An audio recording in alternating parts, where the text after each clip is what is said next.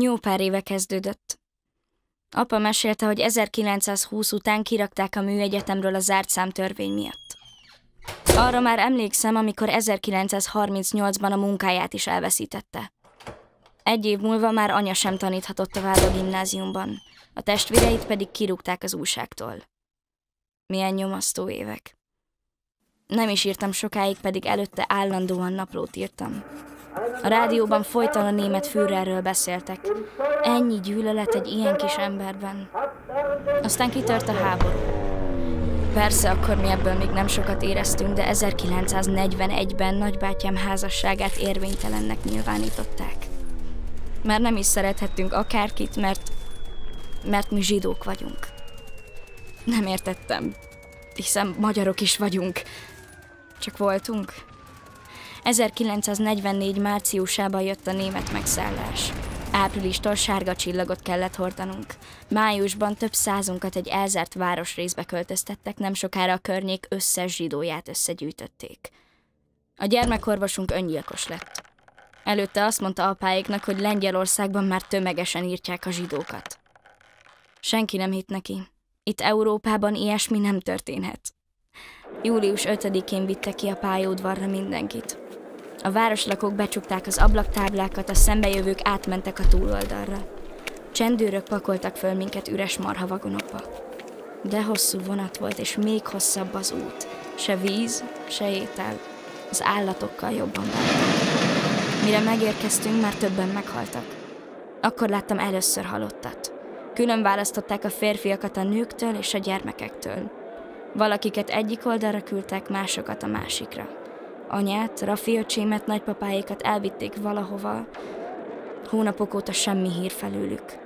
Minket, nagyobb lányokat egy csoportban munkatáborba vittek. Úgy hívták Auschwitz. Kopaszra nyírtak, és egy számot tetováltak ránk, innentől ez a szám volt a nevünk. Apát pár hét után másik táborba vitték. Azt hittem, belehalok. Akkor még tudtam sírni. Ma már nem tudok. Ráhelt elvitte a tifusz. Annával tartjuk egymásban a lelket. Ő is soprani, és ő is egyedül maradt. Őket a szomszéd jelentette föl.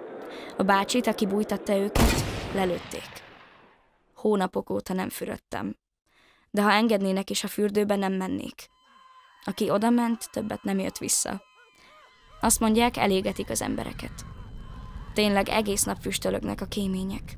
Ilyen szagot én még sehol nem éreztem. Azt mondják, anyuékat is rég megölték. Nekem zsákokat kell varnom. Hajnaltól estig. Már minden ujjam sebes. És minden nap eltűnik valaki. Lassan mindenki eltűnik. Csak Anna maradt nekem. Minden nap csomó halottat látni itt-ott a táborban. Minden szürke. Mindenki szürke. Csont és bőr vagyok. Bármikor lelőhetnek, de én csak egy kiadós ebédről álmodozom. Szöges drót, őrtornyok és kutyák őriznek minket, mint valami bűnözőket. Nem tudom, meddig bírom még.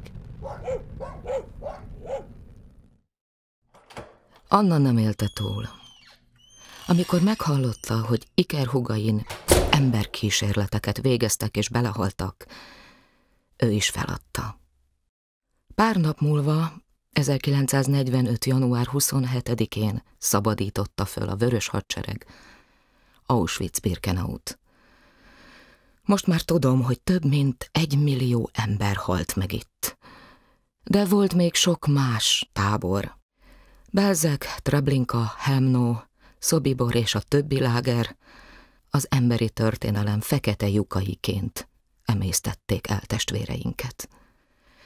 A gázkamrákban egyszerre több ezer meztelen embert zártak, akik 10-20 percig is küzdöttek az életükért. Holttesteiket krematóriumokban égették el, a hamut folyóba hányták, vagy trágyába keverték. Hegyekben álltak a ruhák, a szemüvegek, a gyerekjátékok.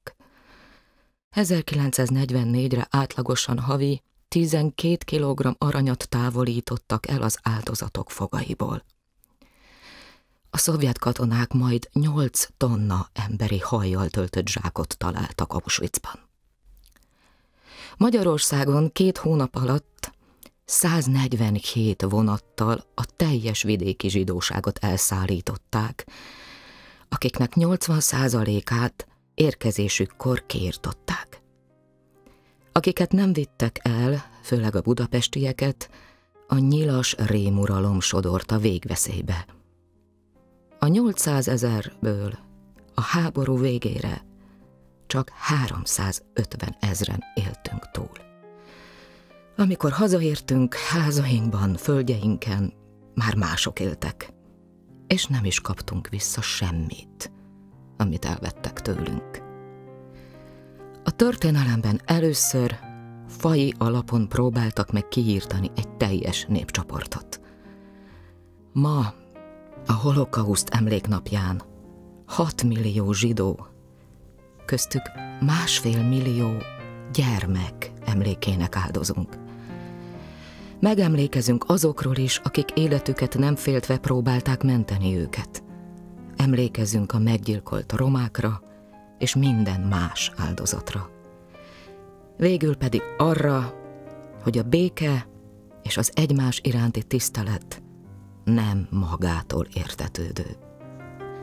Ma ugyan újra békében élhetünk. Már nem vagyunk sorstalanok.